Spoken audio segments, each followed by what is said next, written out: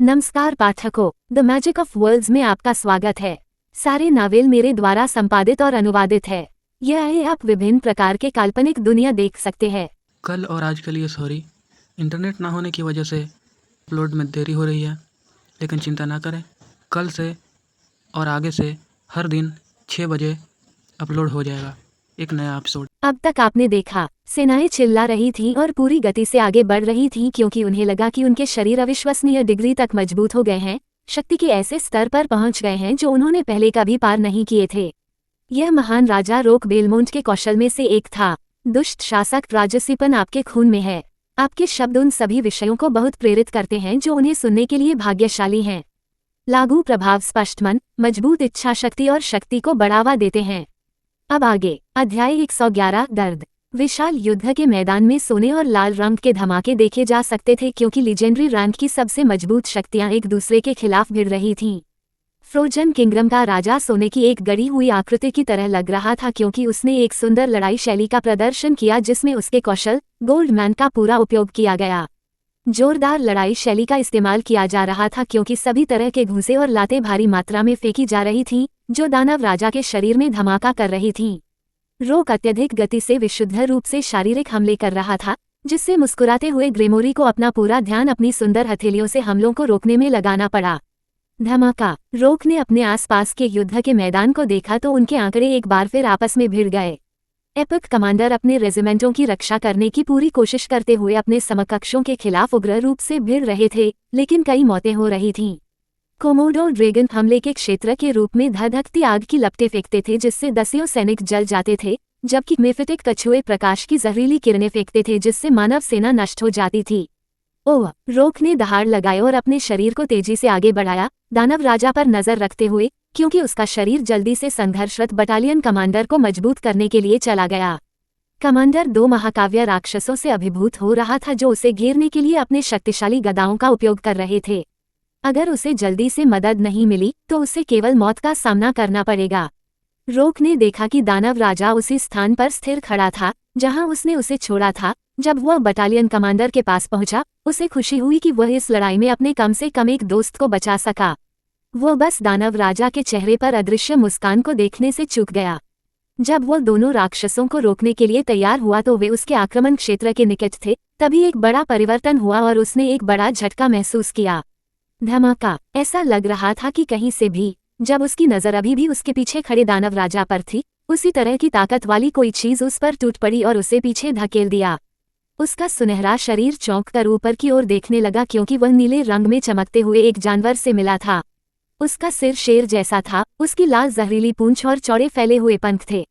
वह दानव राजा की हंसी सुन सकता था क्योंकि वह अपने सामने एक पौराणिक श्रेणी के जानवर की पहचान की पुष्टि कर रहा था। उसके चेहरे का रंग बदल रहा था। यह एक आदिम जानवर था जिसे दानव राजा ग्रेमोरी के अद्वितीय कौशल प्राइमल कॉन्ज्यूरर से बुलाया गया था। ब्लू मैंटिकोर ने भयंकर गर्जना की क्योंकि उसके समान आकार का एक और भयानक शक्ति वाला मैंटिकोर भी प्रकट हुआ। पीछे एक राक्षस राजा, आगे 2 महान जानवर। राजा को घेर लिया गया। ओह! उसके होठों से एक युद्ध की पुकार निकली क्योंकि उसका शरीर और भी भड़क गया, जिससे गोल्डमैन को पूरी ताकत से धक्का लगा और वह उस स्थान से गायब हो गया और 2 जानवरों से लड़ने लगा। वह बटालियन कमांडर जिसे वह बचाना चाहता था, केवल मांस का एक ढेर बचा था क्योंकि 2 राक्षसों ने उसे खत्म कर दिया था। दर्द, कमजोरी। रोक को बस यही महसूस हुआ। उसने युद्ध के मैदान में मरते हुए कई सैनिकों, भाड़े के सैनिकों और साहसी लोगों को देखा। वे जो कुछ भी पीछे छोड़ गए, वह केवल मरते हुए चीखें थीं।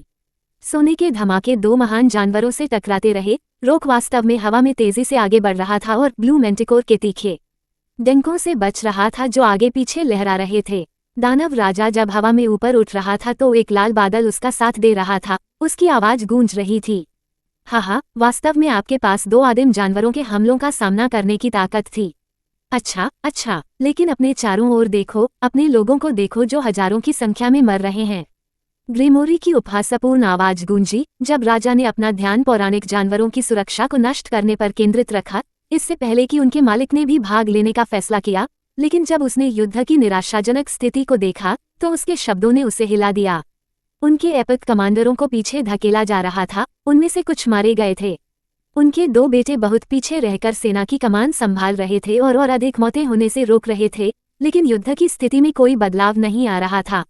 वो ये नहीं चाहता था, वो ये नहीं देख सकता था। उसका शरीर क्रोध से भर गया क्योंकि उसका सार बिना किसी आरक्षण के इस्तेमाल किया जा रहा था। उसका कद और भी बड़ा हो गया और उसके हमलों में निहित स्वर्ण ऊर्जा और भी अधिक विनाशकारी हो गई। वह ऐसा कर सकता था। वह पहले इन जानवरों को मार गिराता और फिर उन्हें बचाता। वाह, एक अप्रत्याशित स्थिति उत्पन्न हो गई थी। जब रोक पूरी ताकत से हमला करने वाला था, तभी उसे लगा कि उसके पूरे शरीर में एक भयंकर दर्द फैल गया है। इस क्षणिक चूक ने एक मौका दिया जब ब्लू मैंटिकोर के डंक ने उसके हाथ पर वार किया। धमाका! जैसे ही वह लुढ़का और गहरी सांस लेने लगा, उसका सुनहरा शरीर जमीन पर गिर गया। उसे समझ में नहीं आया कि क्या हुआ था, क्योंकि उसके शरीर में जो जलन हो रही थी वह और भी तीव्र हो गई थी। ऐसे महत्वपूर्ण मोड़ पर क्या हो रहा था?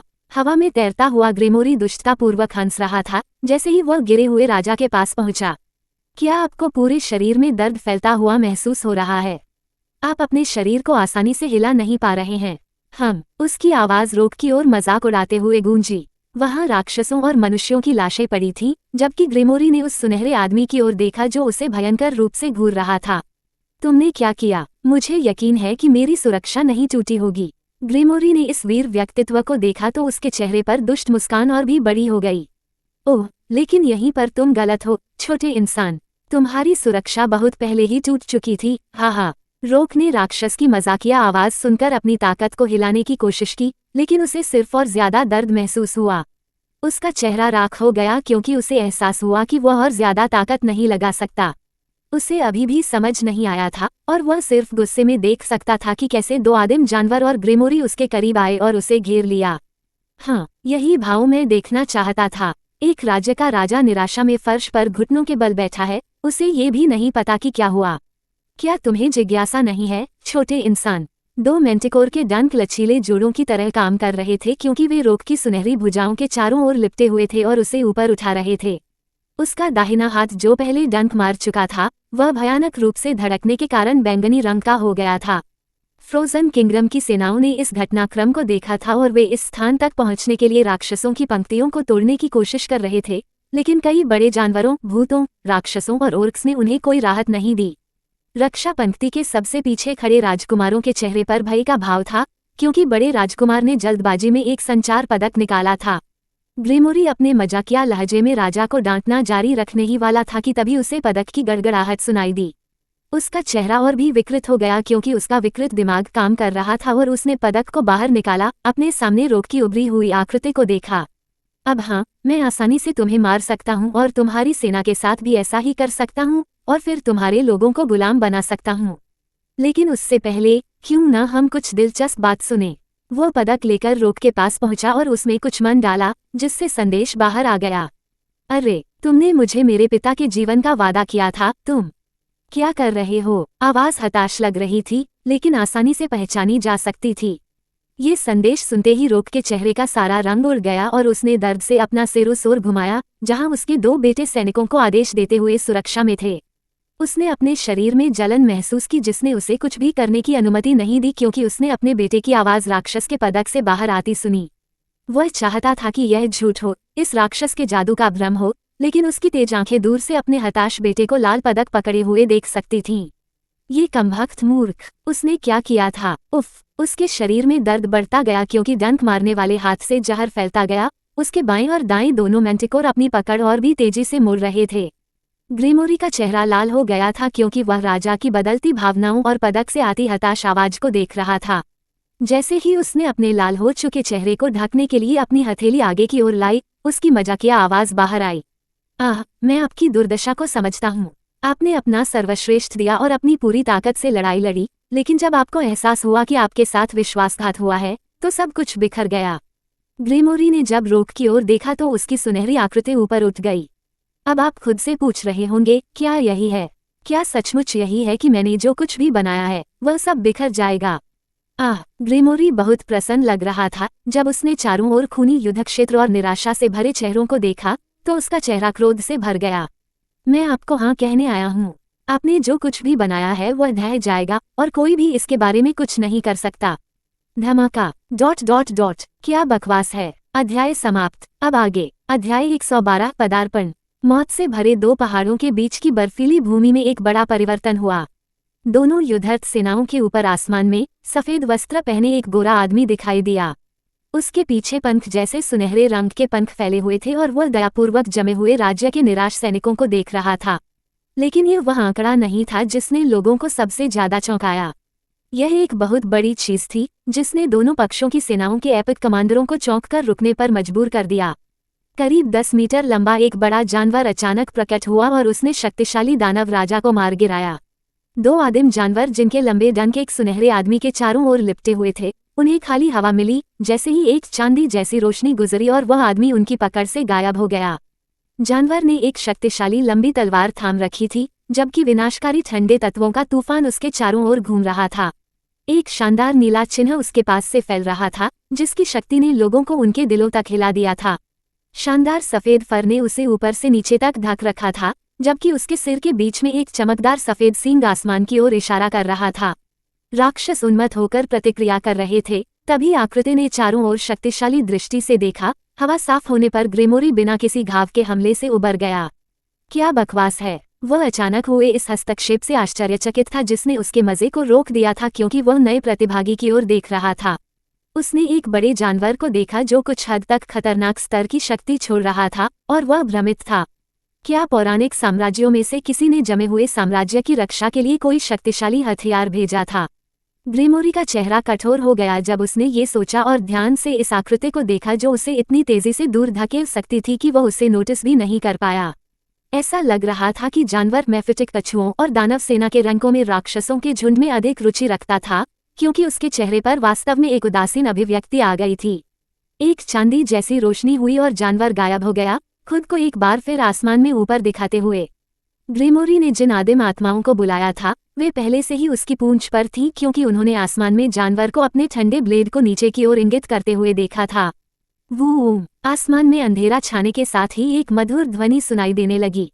जैसे रात का पर्दा छा गया हो, अंधेरी बर्फीली भूमि और भी अधिक अंधेरी लगने लगी, क्योंकि आसमान में विशाल हिमनद भूमि दिखाई देने लगी। आइसबर्ग को कई बार डाला गया था। अत्यंत कठिन हिमनद भूमि द्रव्यमान राक्षसों की अनेक सेनाओं की ओर नीचे की ओर बढ़ रहा था तथा उनके चेहरे भय और घबराहट से ढके हुए थे।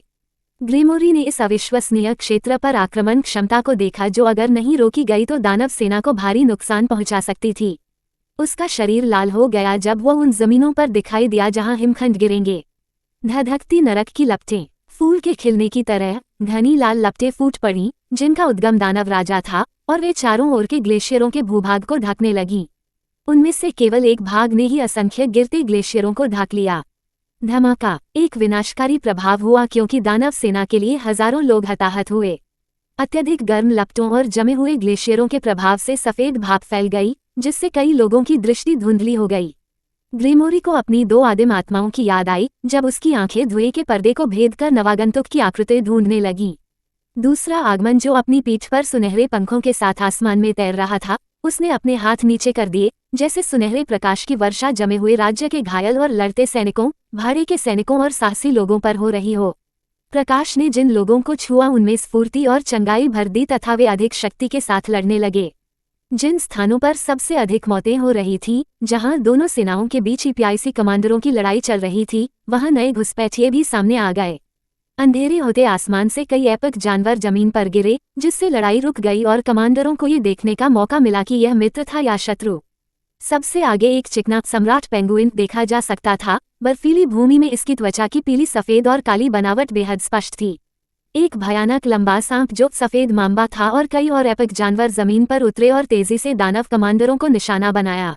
ओह! ऐसा लग रहा था कि लड़ाई पूरी तरह से अलग मोड़ ले रही है, क्योंकि अज्ञात सेना के पहुंचने से यह कठिन लड़ाई आसान हो गई, जिसके परिणामस्वरूप राज्य की सेनाओं का नरसंहार हो सकता था। हालांकि ऐसा प्रतीत होता है कि काम पूरा नहीं हुआ है, क्योंकि युद्ध क्षेत्र में फैले शवों में भी हलचल महसूस की जा सकती थी। हरे रंग का एक बादल किसी अज्ञात स्थान से जमीन पर फैल गया था जो गिरे हुए मनुष्यों, जानवरों और राक्षसों के शरीर में तेजी से घुस गया। जहां जहां धुआं गुजरा वहां वहां शरीर कांपने लगे, फिर वे डरावने अंदाज में ऊपर उठे। इन चलती लाशों की त्वचा हरे रंग की हो गई थी क्योंकि उनकी खाली आंखें चलती हुई दानव सेना की सेनाओं पर गिर गईं। अपवित्र लाशें अप्राकृतिक रूप से और अत्यधिक गति और सटीकता के साथ आगे बढ़ीं क्योंकि उन्होंने खुद को राक्षसों के शरीर पर फेंक दिया। कुछ ने अपने विरोधियों को पंजे से काटा या उन पर जहरीला जहर और विपत्तियां फैलाईं, जिससे उनके शरीर कांपने लगे और झाग निकलने लगे। फिर वे दर्दनाक तरीके से मर गए और फिर कुछ सेकंड बाद और भी ज्यादा भयानक ताकत के साथ उठे। दूसरों ने खुद को सरीसृप जानवरों और मैफिटिक कछुओं के झुंड के बीच फेंक दिया, इससे पहले कि उनके शरीर जहरीले हरे रंग के खून में फट जाएं, जिससे और भी ज्यादा तबाही मच गई। एक बड़ा कछुआ जो जहरीली रोशनी की किरणें फेंक रहा था, एक समय पर भयानक अपवित्र लाशों द्वारा घेर लिया गया था और उसे एक सेकंड का भी आराम नहीं दिया गया था, क्योंकि वे उसके शरीर से चिपके रहे और जहरीले जहर और प्लेग को छोड़ने के लिए फट पड़े। जिन कछुओं में जहर तत्व था, वे खुद को दर्द महसूस कर रहे थे और इन हमलों के सामने उनके कठोर खोल घुल रहे थे, जिससे उन्हें एक अनजाना सा डर लग रहा था। इस तरह के भयावह दृश्य पूरे युद्ध क्षेत्र में फैलने लगे, जिससे कई लोग पीछे हट गए और पूछने लगे कि आखिर ये नए लोग कौन थे जो अचानक यहाँ आ गए। ग्रेमोरी उस बड़े जीव की ओर देख रहा था जो आसमान में एक खतरनाक तलवार लेकर जा रहा था और उसका दिमाग उसे पहचानने के लिए तेज गति से काम कर रहा था। ये जानकारी पौराणिक साम्राज्य के जानवरों के बारे में उसके पास मौजूद किसी भी जानकारी से मेल नहीं खाती थी, इसलिए उसे नहीं पता था कि यह सुदृढ़ीकरण कहाँ से आया है। उसने अपने बगल में खड़े दो महान आदिम जानवरों को देखा और ठंडी हवा में सांस ली, एक बार फिर से अपना सामान्य विकृत व्यवहार अपनाया। इससे कोई फर्क नहीं पड़ता कि यह विध्वंसक कौन था, वह उन्हें हर हाल में नीचे गिरा देगा। उनके शरीर में लीजेंडरी रैंक की ताकत नहीं दिखी, फिर भी पहले के हमले से उन्हें काफी नुकसान पहुंचा था। लेकिन वह केवल एक ही था, वह एक दानव राजा और उसकी दो आदिम आत्माओं के सामने कैसे टिक पाएगा। अध्याय समाप्त। अब आगे अध्याय 113 द्वेषपूर्ण। इस नए घुसपैठिए के साथ बहुत सारे अज्ञात लोग थे, इसलिए ग्रेमोरी ने जानवर पर ध्यान केंद्रित करते हुए कई कौशल सक्रिय किए। स्वीट टॉका और अनविला सक्रिय हो गई क्योंकि उसकी चुंबकीय आवाज गूंज उठी। अब हमारा नया दोस्त कौन हो सकता है? विस्मयादिबोधक चिन्ह, विस्मयादिबोधक चिन्ह, विस्मयादिबोधक चिन्ह। धमाका। उसके शब्द समाप्त होने में एक सेकंड भी नहीं लगा, क्योंकि आदिम आत्माओं को खतरा महसूस हुआ और वे अपने स्वामी के सामने एक भयावह ठंडी तलवार को रोकने के लिए आगे बढ़ीं। विनाशकारी ठंडी ऊर्जाओं ने क्षेत्र को तबाह कर दिया, क्योंकि सफेद बालों वाले जानवर को पीछे धकेल दिया गया था। ग्रेमोरी अब गुस्से से भर गया था, क्योंकि इस नए व्यक्ति ने इतना जबरदस्त अनादर दिखाया था। तुम अनाड़ी जानवर हो, तुम्हें तो बुनियादी शिष्टाचार भी नहीं है। ग्रेमोरी पूरी तरह से क्रोधित था, क्योंकि एक सुंदर नाटक बर्बाद हो गया था। उसने इतने लंबे समय तक इसे तैयार किया था और अब ये किसी जानवर की वजह से आग की लपटों में घिर गया था। निराशा के चेहरे पहले से ही दिखने लगे थे और वह पिता और बेटे को एक दूसरे के करीब लाना चाहता था और देखना चाहता था कि वे क्या कहते हैं। क्या पिता अपने बेटे के प्रति घृणा और निराशा दिखाएगा, जिससे वह अपने राज्य के पतन के लिए प्यार करता था? क्या बेटा इस बात पर खेद प्रकट करेगा कि उसे बिना किसी कारण के अपने ही पिता को जहर देने के लिए धोखा दिया गया था? ये सभी चीजें वह देखना चाहता था, लेकिन अब वे सभी गायब हो चुकी थीं। चीजें कभी भी उस तरह नहीं हो सकती जैसा मैं चाहता हूँ। जब उसने अन्य नवागंतुकों को देखा, विशेष रूप से सुनहरे पंखों वाले उस आदमी को, जो राज्य की सेनाओं से असंख्य प्राणियों को इस तरह ठीक कर रहा था जैसे कि यह कुछ भी नहीं था, तो उसने जान लिया कि उसे इस जानवर को जल्दी से खत्म करना होगा। जब वह सोच रहा था, तो जानवर पहले से ही आदिम आत्माओं में से एक के साथ भिड़ रहा था। वह वास्तव में एक पौराणिक आत्मा के खिलाफ खुद को संभाल रहा था, क्योंकि बर्फ के तत्वों के तूफान ने ब्लू मैंटिकोर के शरीर पर जमने वाली ठंड को जमा दिया था, जबकि उसके डंक ने बर्फीले ब्लेड को रोक दिया था। तुम्हें लगता है कि एक छोटा सा जानवर एक राक्षस राजा के खिलाफ खड़ा हो सकता है? क्रोधित ग्रेमोरी ने अपने बाएं सीने पर हाथ रखते हुए अन्य आदिम आत्मा को लड़ाई में शामिल होने का आदेश भेजा। चूंकि तुमने इतने बेहतरीन नाटक को बर्बाद कर दिया, इसलिए मैं तुम्हें अपने मनोरंजन के लिए इस्तेमाल करूंगा और देखूंगा कि क्या मैं उन्हीं निराशा भरे चेहरों को देख सकता हूँ। ग्रेमोरी की छाती पर कई रूनिक शकल दिखाई दिए थे, क्योंकि उसने देखा कि सफेद जानवर को दो पौराणिक जानवरों के बल के खिलाफ धीरे धीरे पीछे धकेला जा रहा था। ऐसा लग रहा था कि सफेद फर वाले तलवार चलाने वाले जानवर को नीचे गिराने के लिए सिर्फ आदिम जानवर ही काफी होंगे, लेकिन वह अभी भी इस नवागंतुक को और भी ज्यादा निराश करना चाहता था। जैसे ही उसने अपने धड़कते हुए दिल को महसूस किया, उसका हाथ उसकी छाती में धंस गया और उसके मुंह से एक कर्कश चीख निकली, क्योंकि राक्षस की अद्वितीय क्षमताओं में से एक, एबिस मैजिक, का इस्तेमाल किया गया था। सीमा तोड़ो। ओह! लाल चमकती रोशनी का एक खंभा आसमान से गुजरा और फिर पूरे इलाके में फैल गया। जब ये रोशनी कम हो गई, तो लड़ने वाले प्राणियों ने देखा कि आसमान में दानव राजा का रूप बदल गया था। उसके सिर के दोनों ओर से दो शक्तिशाली सींगों के साथ उसकी पीठ से भव्य काले पंख फूट पड़े। उसके पीछे एक लंबी पूंछ उभरी और उसका शरीर भी लगातार फैल रहा था, जो जल्दी ही 5 मीटर से अधिक हो गया। लाल बत्ती के कम होते ही उसके शरीर से बहुत अधिक शक्ति निकल रही थी। आसपास के सभी लोगों पर एक गंभीर दबाव था, मानो पूरी दुनिया उन पर गिर रही हो। ये दानव राजा की हकीकत का दबाव था। ऊपर दिखाई गई भयानक शक्ति ने कई लोगों को भयभीत कर दिया, लेकिन लगभग 10 मीटर लंबा तलवार चलाने वाला जानवर इस दृश्य को देख रहा था। उसकी आंखों से एक खतरनाक रोशनी चमक रही थी। हेजेमनी का प्रतीक जो उसने आते ही डाला था वह पहले ही खत्म हो चुका था और वह इसे फिर से डालने का इंतजार कर रहा था। फिर भी उसकी सुरक्षा अभी भी मजबूत थी क्योंकि वह आसमान में दुश्मनों को खदेड़ रहा था। आदिम आत्माएं जो लगातार उसके भालू सम्राट की खाल को नुकसान पहुंचा रही थीं और तलवार संत अवतार को तोड़ रही थीं, वे उसकी आंखों में चमकने वाली खतरनाक रोशनी को नोटिस करने में सक्षम नहीं थी, क्योंकि बड़े अवतार के केंद्र में छिपा हुआ आदमी राक्षस राजा को लालसा से देख रहा था, जैसे कि वह पूरे राक्षस को भस्म कर देना चाहता था। योजक चिन्ह, योजक चिन्ह, योजक चिन्ह। नूह को आखिरकार उन राक्षसों से मुलाकात हुई जो उसके गृहलोक में हुए विनाश के पीछे असली अपराधी थे। धन्य साम्राज्य में पहले लड़े गए मेफिटिक कछुओं को पहचानने के बाद उसने जो पहला काम किया वह था उनके रास्ते में कई हिमखंड भेजना। इसके बाद अगली बात ये हुई कि उसने जमे हुए पठार आध्यात्मिक भूमि के केंद्रीय क्षेत्र में 15 महाकाव्य जानवरों को एक आदेश भेजा और फिर उन्हें बाहरी दुनिया में छोड़ दिया। उनमें से कई अभी भी कमजोर थे और उनके मूल नष्ट हो चुके थे, लेकिन वे अभी भी शक्तिशाली ताकत रखने वाले महाकाव्य जानवर थे। अपने उच्च रैंक के साथ उन्हें आदेश भेजना सबसे आसान था, इसलिए केवल इन 15 जानवरों को आध्यात्मिक भूमि से बाहर जाने दिया गया।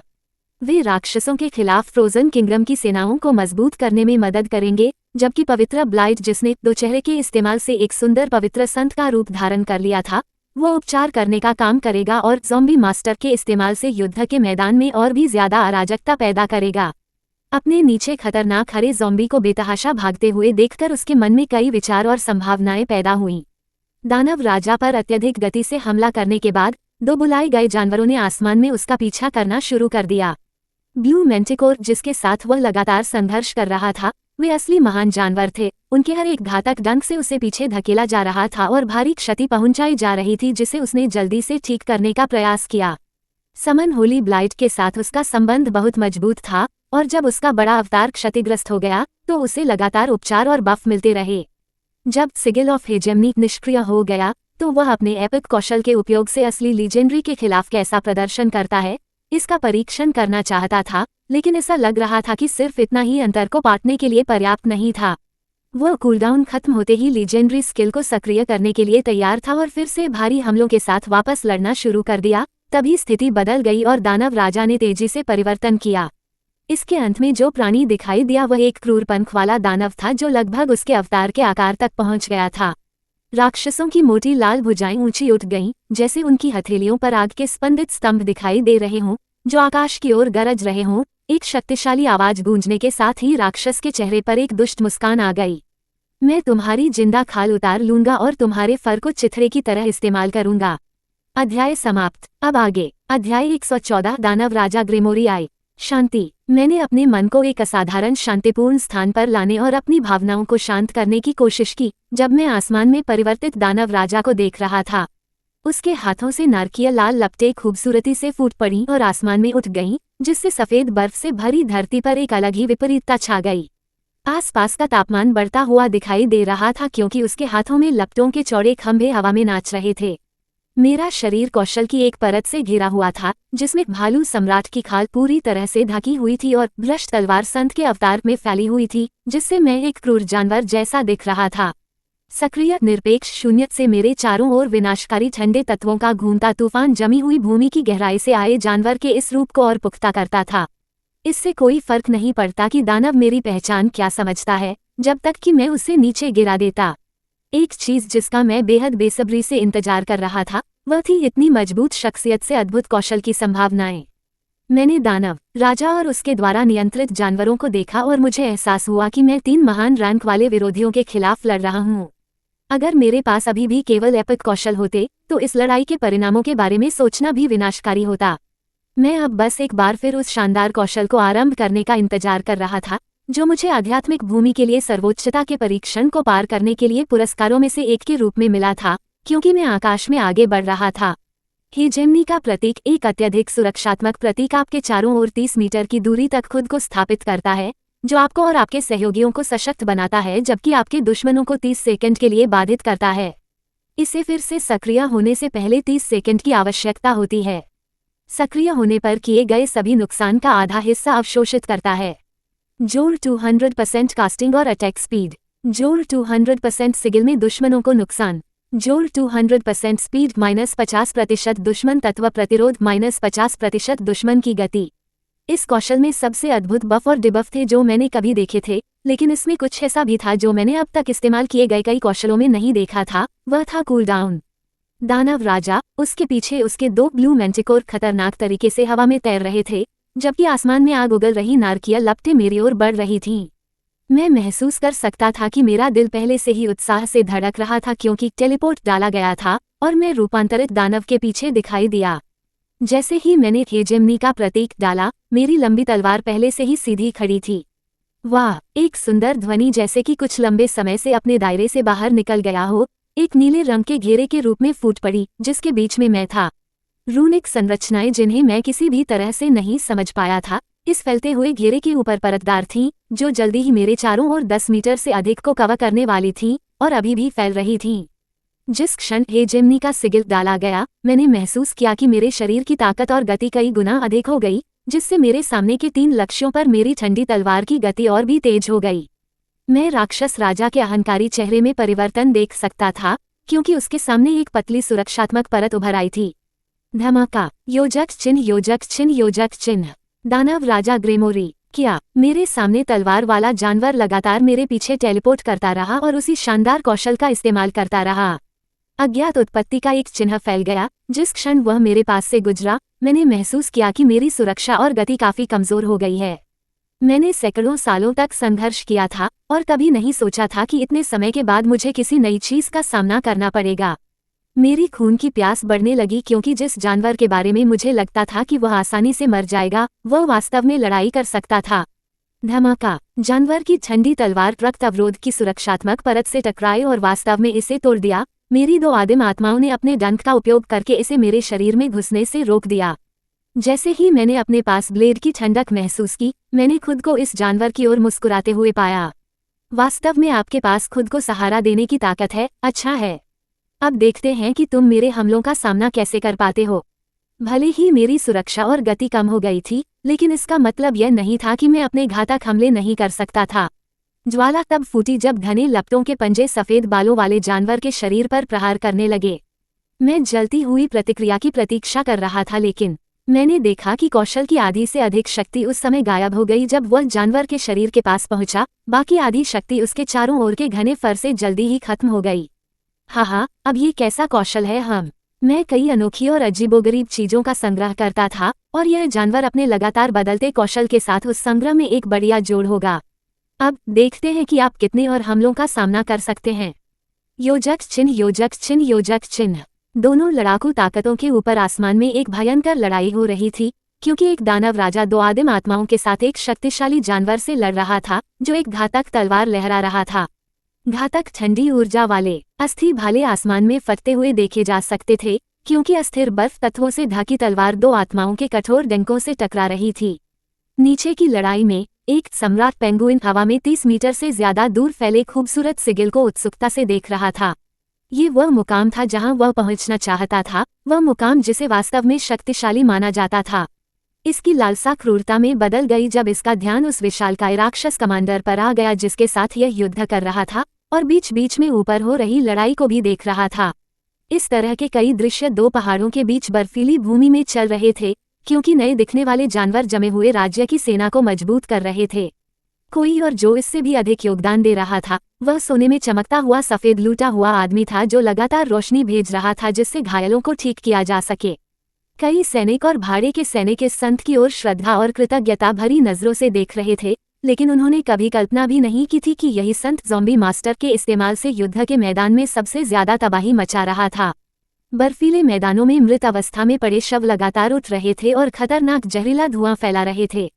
उनमें से कई लोग दानव सेना की सेना में शामिल हो गए, जहां उन्होंने तब तक उनके खिलाफ लड़ाई लड़ी जब तक कि वे जहर के बादलों में विस्फोट नहीं कर गए। यह एक भयानक दृश्य था जहां हरे रंग की चलती लाशों की संख्या लगातार विस्फोट के कारण कम नहीं हो रही थी, बल्कि वास्तव में बढ़ती जा रही थी क्योंकि अधिक से अधिक लाशें बन रही थीं। इसने दानव सेना के लोगों के लिए एक कठिन लड़ाई पैदा कर दी क्योंकि वे खुद को अधिक से अधिक अपवित्र लाशों के साथ तेजी से घिरा हुआ पाते थे। अध्याय समाप्त। अब आगे अध्याय 115 दानव राजा ग्रिमोरी द्वितीय। उत्तरी महाद्वीप के जानवरों की दुनिया में दो बर्फीली पर्वत चोटियों के बीच आसमान में बिल्ली और चूहे का खेल चल रहा था। इस समय ये स्पष्ट रूप से पहचाना नहीं जा सका कि बिल्ली कौन थी या चूहा, क्योंकि समय के साथ भूमिकाएं बदलती दिख रही थीं। इस पीछा शुरू हुए 30 मिनट से ज्यादा समय बीत चुका था। ये दो क्रूर दिखने वाले प्राणी थे जो आकाश में उड़ रहे थे। बीच बीच में एक चांदी जैसी रोशनी दिखाई दे रही थी। उनमें से एक कुछ मील दूर चला गया और उसका पीछा करने वाला कुछ सेकंड बाद ही उसे पकड़ लेता। इस पीछा करने का कारण ये था कि 30 मीटर से अधिक दूरी तक फैला एक शक्तिशाली प्रतीक चिन्ह एक पंख वाले दानव और उसकी आदिम आत्माओं को भारी नुकसान पहुंचा चुका था और वह प्रतीक चिन्ह 30 सेकंड के बाद गायब हो गया था। पिछले आधे घंटे में ये दृश्य कई बार दोहराया गया। प्रतीक चिन्ह के गायब होने से सफेद बालों वाले अवतार द्वारा छोड़ी जा रही शक्ति में भारी कमी आई, जिसके कारण ये दृश्य सामने आया। दानव राजा जो सफेद बालों वाले अवतार नूह को पकड़ चुका था, उसने अपनी मजबूत भुजाओं से हमला किया और नारकीय लाल लपटें निकलने लगीं। दो आदिम आत्माएं पीछे नहीं थीं क्योंकि पीछे से जहरीले डंक अपने लक्ष्य पर छेद की तलाश में प्रकट हुए। श्लोक। ब्लू मेंटिकोर के डिंकों में से एक ने अवतार के कंधे पर एक बड़ा घाव छोड़ दिया, जो जल्दी से बंद हो गया। एक पौराणिक जानवर के हमले से इतनी तेजी से ठीक होने की ये दर सामान्य रूप से नहीं बताई जा सकती, क्योंकि इसके लिए कई कौशलों की जरूरत थी। सबसे पहले और सबसे महत्वपूर्ण था जीवन चुराना। नूह के हर एक हमले में नुकसान के एक हिस्से के आधार पर स्वास्थ्य को अवशोषित करने की विशेषता थी। भयंकर बर्फीला तूफान जो उसे घेरे रहता था, ठंडी तलवार जो प्राइमल स्पिरिट्स और डायमंड किंग के शरीर को लगातार तोड़ती रहती थी, यहाँ तक कि उसके द्वारा बुलाए गए समन द्वारा किए गए हमले भी, ये सभी उसके हमले थे और उसने इनसे हुए नुकसान से स्वास्थ्य का एक हिस्सा प्राप्त किया। युद्ध के मैदान में इस समय हरे रंग की अशुद्ध लाशें भी थीं जो दानव सेना को बुरी तरह से नष्ट कर रही थीं। सिर्फ उन हमलों की वजह से ही लाइफस्टील लगातार किसी भी नुकसान को ठीक करने और पुनर्जीवित करने के लिए काम कर रहा था। इसमें लगातार बफ्स और हील्स का जिक्र नहीं किया गया जो सीधे होली ब्लाइट से आते थे। जैसे ही नूह शक्तिशाली लेजेंडरी कौशल के खत्म होने का इंतजार कर रहा था, वह तेजी से आसमान में आगे बढ़ रहा था, कई बार झेल रहा था जो भ्रष्ट तलवार संत के अवतार को तोड़ सकते थे, जो भालू सम्राट के फर द्वारा भी संरक्षित था। एकमात्र चीज जिसने इसे अलग रखा वह निरंतर उपचार था जिसने पलक झपकते ही सभी नुकसानों को कवर कर दिया। टेलीपोर्टिंग के दौरान हड्डियों से बने घातक भाले दिखाई देते और पीछा कर रहे दानव राजा की ओर दौड़ते, जो अपनी भुजाओं के झटके से उन्हें दूर भगा रहा था जिससे नारकीय लपटें निकल रही थीं। उसके शरीर पर चोटें लगातार बढ़ती जा रही थीं, लेकिन वह उन्हें पूरी तरह से अनदेखा कर रहा था। लाल पंखों वाला दानव बोलते समय उसके चेहरे पर एक दुष्ट मुस्कान थी। ऐसा लगता है कि आप दानव राजाओं से परिचित नहीं हैं, इसलिए मैं आपको बता दूं। धमाका। लाल रंग का एक विस्तार नारकीय लपटों से बने एक बड़े भाले की रूपरेखा के रूप में उभरा। भाले ने नूह की आकृति का पीछा किया और जोरदार विस्फोट हुआ। सबसे पहले, हमारे पास बहुत बड़ा मान भंडार है। आप जो भी खेल खेल रहे हैं, इस तरह भागते हुए जितना ज्यादा समय लगेगा, आपकी मौत उतनी ही ज्यादा पक्की होगी। किसी भी प्राणी ने कभी भी किसी दानव राजा के मान भंडार के खिलाफ प्रतिस्पर्धा करके जीत हासिल नहीं की है। ग्रिमोरी के शब्द हवा में गूंज रहे थे क्योंकि नूह का जानवर अवतार विस्फोट से सुरक्षित और स्वस्थ बाहर आ गया था। अवतार के बड़े चेहरे पर उत्साह का भाव दिखाई दिया क्योंकि एक शक्तिशाली रूनिक सिगिल फिर से सक्रिय हो गया था। दानव राजा को घेरने वाले मेंटिकोर उसकी तरफ लौट आए और खतरनाक तरीके से पहरा देने लगे। वे नूह की आकृति पर नजर रख रहे थे जो हेगेमोनी के सिगिल के सक्रिय होने के साथ एक बार फिर अत्यधिक गति से चलना शुरू कर दिया था। दूसरा, हमारे शरीर दानव दुनिया के आदिम सार से पैदा हुए थे, जो हमें सभी प्रकार के नुकसान के लिए अत्यधिक प्रतिरोध प्रदान करते हैं। आश्चर्यजनक रूप से, आपका ये कौशल क्षण भर के लिए मेरी सुरक्षा में कमी ला सकता है, जो आपको अध्ययन करने के लिए एक बहुत ही दिलचस्प छोटा जानवर बनाता है। वूम! एक ऐसी ध्वनि हुई मानो सबसे भयानक आपदा का आगमन हो गया हो। जब नूह ने अंततः खुद को दिखाया, दानव राजा के बीच एक खुले स्थान पर प्रकट हुआ जो दो पौराणिक आदिम आत्माओं से घिरा हुआ था, क्योंकि उसके अवतार का मुंह अप्राकृतिक रूप से खुल गया और एक विनाशकारी सांस बाहर निकली। आर्कटिक सांस पहली बार डाली गई थी। पा पा पा, ऐसा लग रहा था जैसे पॉपकॉर्न फूट रहा हो, जैसे ठंडी सांसों ने दानव राजा और उसके बुलावे को घेर लिया हो। लेकिन यह एक दानव राजा था, एक ऐसा प्राणी जो विशेष रूप से एक बड़ी दुनिया से पैदा हुआ था।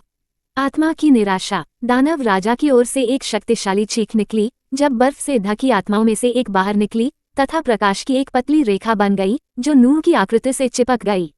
धमाका। सफेद बालों वाले अवतार की आकृति के एक बैलिस्टिक मिसाइल की तरह जमीन की ओर उछलने पर एक जोरदार विस्फोट हुआ।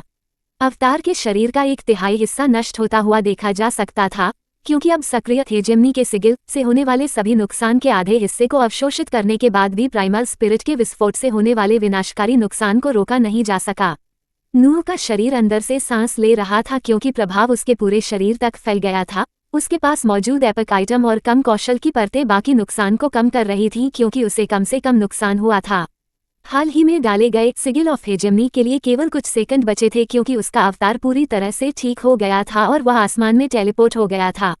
अभिमानी और घायल दानव राजा की आवाज एक बार फिर गूंजी। अंत में हमारे अद्वितीय कौशल बिल्कुल अद्वितीय हैं। एक नए आदिम आत्मा के रूप में निर्मित होने पर जोरदार हंसी का एक विस्फोट हुआ, जो कि खतरनाक रूप से चमकदार जहरीला डंक और पौराणिक रैंक की क्रूर शक्ति थी, जो कि नए रूप में वापस आ गई।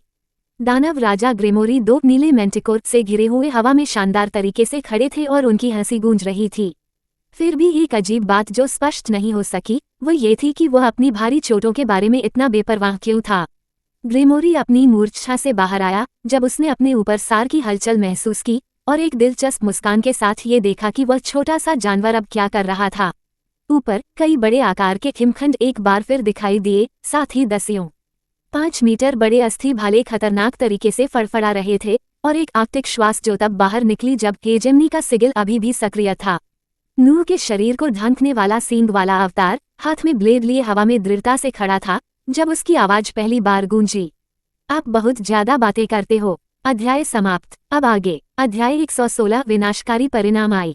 धमाका। एक पौराणिक कौशल द्वारा प्रबलित हमले बर्फीले पहाड़ों के ऊपर आसमान में विस्फोट करते हैं, जिससे शक्ति का एक विनाशकारी दृश्य बनता है। जब आसमान साफ हुआ तो पंख वाले दानव राजा और उसकी आदिम आत्माओं को गंभीर चोटें लगी थीं। उसकी छाती पर एक गहरा घाव था, जबकि मांसपेशियां खुद को ठीक करने के लिए अजीब तरह से हिल रही थीं, लेकिन हड्डी के भालों से निकलने वाली घातक ऊर्जा ने उपचार की गति को बहुत कम कर दिया। लड़ाई शुरू होने के बाद से काफी समय बीत चुका था और दानव राजा आखिरकार थक गया था। मैंने इस दृश्य को देखा और इस लड़ाई को समाप्त करने के लिए तेजी से आगे बढ़ा जो बहुत लंबे समय से चल रही थी। मेरे पास हेजेमनी का प्रतीक फिर से डालने से पहले कुछ और सेकंड थे। जैसे ही मैंने एक आदेश भेजा, मेरा दिमाग तेजी से चलने लगा और वह सुनहरा संत जो जमे हुए साम्राज्य से घायल बलों को ठीक करने के लिए घूम रहा था, चुपचाप गायब हो गया। कुछ ही सेकंड में मेरे ऊपर हवा में कुछ बिल्कुल नया दिखाई दिया, क्योंकि 10 मीटर लंबा हरा सुनहरा घृणित रूप मेरे पास खड़ा था। मैंने दानव राजा के आसपास की आदिम आत्माओं को नजरअंदाज किया और केवल उस पर ध्यान केंद्रित किया। अब मेरे उन्नत एपिक समन के साथ शामिल हो गया। हा, दानव राजा जो चारों ओर से घिरा हुआ था वास्तव में हंस रहा था, तब भी जब उसके शरीर पर चोटें बढ़ती जा रही थीं, क्योंकि मैं और अधिक हड्डी के भाले फेंक रहा था और अपनी बर्फीली तलवार से वार कर रहा था। तुमने मेरी उम्मीदों से बढ़कर काम किया, मैं तुम्हें ये दूंगा।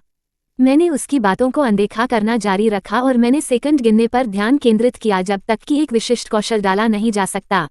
मैं इसे अगले पर समाप्त करने की पूरी कोशिश करूंगा। एक ग्रे आउट कौशल फिर से नीला हो गया क्योंकि मैंने इसे तुरंत डाला और मेरे चारों ओर रूनिक सिगिल फैल गया। मेरे अवतार और सम्मान को जबरदस्त बढ़ावा मिला जबकि हम जिन दुश्मनों का सामना कर रहे थे उनकी गति और रक्षा में कमी आई। मैं अगले 30 सेकंड का पूरा उपयोग करना चाहता था क्योंकि आर्कटिक ब्रीथ पहले से ही मेरे मुंह से निकल रहा था और बोन स्पीयर्स बार बार बाहर फेंके जा रहे थे। जो कौशल केवल एपिक रैंक के थे, वे हेजेमनी के सिगिल द्वारा बढ़ाए जाने पर अत्यधिक प्रभावशीलता दिखाते थे और ऐसा लग रहा था कि दानव राजा की सुरक्षा अंततः इतनी देर तक मारे जाने के बाद कमजोर हो रही थी। बुलाए गए पवित्र प्रकाश के युद्ध में प्रवेश करने से युद्ध और भी अधिक संतुलित हो गया, क्योंकि हानिकारक श्वास भी लगातार दुश्मनों पर छोड़ी जा रही थी। धमाका। मैंने आदिम आत्माओं को दूर रखा क्योंकि मैंने देखा कि मेरा समन अपने बड़े शरीर का उपयोग करके दानव राजा को जमीन पर पटक रहा था। पवित्र ब्लाइट पर जो भी हमले किए गए वे जल्दी से ठीक हो गए क्योंकि उससे और भी अधिक विषैला जहर निकल गया। दानव राजा अपने अंत के निकट पहुंच गया। एक बात जो हैरान करने वाली थी वह थी उसकी बेपरवाह अभिव्यक्ति, जबकि उसका शरीर लगातार जहर और चोट से भरा हुआ था। यहाँ तक कि जब पवित्र ब्लाइट ने अपने विशाल आकार के साथ दानव राजा को जकड़ते हुए अपने शरीर को विस्फोटित किया और भारी मात्रा में क्षति पहुंचाई, तब भी वह हंसता रहा। ये निश्चित रूप से दिलचस्प है। एक ऐसे जानवर से पराजित होना जिसके बारे में मैंने कभी नहीं सुना। मुझे भविष्य में इसकी पूरी तरह से जांच करनी होगी। मैंने उस शरीर पर हमले जारी रखे जो लड़ाई के दौरान हरे लाल रंग में बदल गया था और मरते हुए राक्षस को जवाब दिया, क्या तुम्हें अब भी लगता है कि तुम इससे जीवित बच जाओगे? एक बार फिर मेरी तरफ देखते हुए उसके चेहरे पर एक दुष्ट मुस्कान थी। वह अपनी हथेलियों से जो नारकीय लपटें छोड़ता था वे बुझ गईं क्योंकि उसकी आदिम आत्माएं दूर रखी गई थीं। उसके 2 बुलावे को मारना मुश्किल था और जब वे मरते थे तो भारी विस्फोट करते थे, केवल कुछ सेकंड बाद ही प्रकट होते थे। वे मेरे अवतार और आह्वान के घेरे को तोड़ने की कोशिश कर रहे थे, लेकिन हमने उनका बचाव किया और उनके हमलों को झेला, उनसे जल्दी ठीक हुए और इस शक्तिशाली प्रतिद्वंद्वी के जीवन को जल्दी से समाप्त करने की कोशिश की। उसका मुड़ा हुआ चेहरा फिर से बोल उठा, यह आखिरी बात है जो मैं अब आपको दानव राजाओं के बारे में बता सकता हूँ। आपको इतना सीखने का अधिकार प्राप्त हुआ है। दानव राजा वास्तव में कभी नहीं मरते। हाँ, भले ही आप मुझे अभी और यहीं मार दें, मैं कुछ महीनों में दानव दुनिया द्वारा पुनर्जीवित हो जाऊंगा। यह एक ऐसा अधिकार है जो कई दुनियाओं में दुर्लभ है, केवल दानव दुनिया के रैंक वाले शासकों को ही दिया जाता है। अब जब ऐसा होता है तो बेहतर होगा कि आप आशा करें कि आप इसी स्थान पर न हो या दानव सेनाएं जो मैं अगली बार अपने साथ लाऊंगा। हाँ, जब मैंने और हड्डी के भाले फेंके तो दानव पागलों की तरह चिल्लाने लगा। यह उन कौशलों में से एक है जो बहुत नुकसान पहुंचाते हैं क्योंकि वो उनसे आसानी से ठीक नहीं हो सकता था। जहां तक उसके दावों की बात है तो आइए उन्हें परखें। जैसे ही एक और हेजेमनी का प्रतीक फैला, मेरा विशाल शरीर शानदार ढंग से चमक उठा और मैंने गति और शक्ति के बढ़ावा का उपयोग उन बाधाओं को पार करने के लिए किया जो दानव राजा ने अपने शरीर के चारों ओर स्थापित की थीं। मेरी ठंडी ब्लेड उसकी छाती में घुस गई। मेरे पीछे की आदिम आत्माएं पवित्र ब्लाइट से बचने की कोशिश कर रही थीं जो लगातार विस्फोट कर रही थी और उन्हें दूर धकेल रही थी। वे भी विस्फोट होने पर चिल्ला उठीं। दानव राजा की छाती से गुजरने वाला ठंडा ब्लेड कंपन करने लगा क्योंकि विनाशकारी ठंडे तत्व उसके साथ केंद्र के रूप में फैल गए। दानव राजा के चेहरे पर अभी भी वही उपहासपूर्ण भाव था क्योंकि वह महसूस कर सकता था कि ठंड का एहसास उसकी छाती में फैल गया है और उसके दिल पर पूरी तरह से छा गया है। मैं तुम्हें कुछ महीनों में देखूंगा, नन्हे ब्यास। मरने की कगार पर खड़े दानव राजा के चेहरे पर एक दर्दनाक चीख गूंजी। जैसे ही एक लाल रोशनी बाहर की ओर फूटी, उसके चेहरे पर एक निराशाजनक भाव आ गया। ऐसा लग रहा था कि उसके लिए कुछ पूरी तरह से गलत हो गया है। क्या हो तुम? एक आखिरी चीख निकली जब लाल बत्ती बाहर की ओर और अधिक फैल गई, जिससे मैं आश्चर्यचकित हो गया क्योंकि लाल बत्ती फटने के साथ ही पुस्तकों, वस्तुओं, कोर और अन्य चीजों के सोने के बंडलों में बदल गई जिन्हें मैंने पहले कभी नहीं देखा था। मैंने इस दृश्य को देखकर गहरी सांस ली जो पहले कभी नहीं हुआ था। मैंने जिन जानवरों को हराया था उनका सार आमतौर पर मेरे भंडारण आइटम में से एक में खींच लिया जाता है जहां मुझे लूट का माल मिलता है। इस बार लूट का एक विस्फोट बाहर हुआ था क्योंकि दानव पूरी तरह से नष्ट हो गया था। उससे पहले विस्फोट करने वाली आदिम आत्माएं भी कहीं नहीं मिली। हम लड़ते और उड़ते हुए युद्ध के मैदान से काफी दूर चले गए थे और मैंने खुद को एक बर्फीले पहाड़ की चोटी के पास पाया, जबकि कुछ मील दूर युद्ध की चीखें और चीखें जारी थीं। मैंने बदला हुआ पवित्र ब्लाइट भेजा जो अब मेरे चेहरे को दो चेहरे के कारण अपनी संत जैसी आभा के साथ अपना रहा था, ताकि सब कुछ खत्म होने के बाद और अधिक लोगों की जान बचाई जा सके। और मैंने अपने सामने लूट के विस्फोट की ओर देखा। एक दानव राजा से किस तरह के पुरस्कार मिलेंगे? अध्याय समाप्त। अब आगे अध्याय 117 भयावह परिणाम 2। जब बर्फीले पहाड़ों में दानव सेना और हिम साम्राज्य की सेनाओं के बीच लड़ाई समाप्त हो रही थी तो अस्तित्व में मौजूद हर दानव राजा के दिमाग में एक चौंकाने वाली सूचना आई। चाहे वे बड़े संसारों पर विजय प्राप्त करने वाले सर्वोच्च रैंक वाले दानव राजा हों या वर्तमान में पशु संसार पर आक्रमण करने वाले दानव राजा हों, उनके मन में एक ही संदेश गुजरता था। ऐसा कुछ जो शायद ही कभी घटित हुआ हो तथा जो पिछले सैकड़ों वर्षों में कभी नहीं हुआ हो, वह अब घटित हो चुका है। एक दानव राजा को सच्ची मौत का सामना करना पड़ा था। सदमा, अविश्वास, आशंका, दुनिया भर में संचार की लाइनें भेजी गईं क्योंकि दानव राजा जवाब की तलाश में थे। कौन मर गया था? वे किस दुनिया में थे? और सबसे महत्वपूर्ण बात, उन्होंने किस शक्ति को अपमानित किया था कि उन्हें सच्ची मौत का सामना करना पड़ा? इन राक्षस राजाओं के आघात को समझने के लिए पहले ये जानना होगा कि वास्तव में किसी को मारना कितना कठिन था। दानव राजाओं ने जानवरों की दुनिया पर आक्रमण किया। महीनों के दौरान 3 से अधिक दानव राजा मारे गए, लेकिन उनमें से किसी को भी वास्तविक मृत्यु का सामना नहीं करना पड़ा। हर बार जब कोई दानव राजा मारा जाता था तो उसका मूल, चाहे कितना भी घायल क्यों न हो, दानव दुनिया में वापस भेज दिया जाता था। मूल एक अंकुर के रूप में कार्य करेगा और दानव दुनिया के आदिम सार को अवशोषित करेगा और अंततः एक लंबे समय के बाद फिर से जन्म लेगा। यह एक मुख्य कारण था कि क्यों दानव दुनिया युद्ध छेड़ने और कई अन्य दुनियाओं पर हावी होने में सक्षम थी। समय बीतने के साथ उनकी मुख्य ताकतें अटूट लग रही थीं। यह एक ऐसी दुनिया थी जो रैंकों के माध्यम से लगातार बढ़ रही थी और लगभग प्राइम वर्ल्ड्स के ऊपरी सोपानों के करीब पहुंच गई थी। उनकी ताकत ही उनकी एकमात्र कमजोरी भी थी, जहां 72 दानव राजा और उच्च श्रेणी के दानव भगवान दुनिया भर में युद्ध करते समय बहुत सावधान थे। कई बातों पर विचार किया जाएगा। जिस दुनिया पर वे आक्रमण कर रहे थे वह किस स्तर की थी?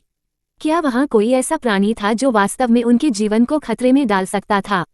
यह एक ऐसा महत्वपूर्ण प्रश्न था जिस पर हमेशा सबसे पहले विचार किया जाता था, इससे पहले कि कोई दानव राजा या दानव प्रभु किसी अन्य दुनिया में उतरे।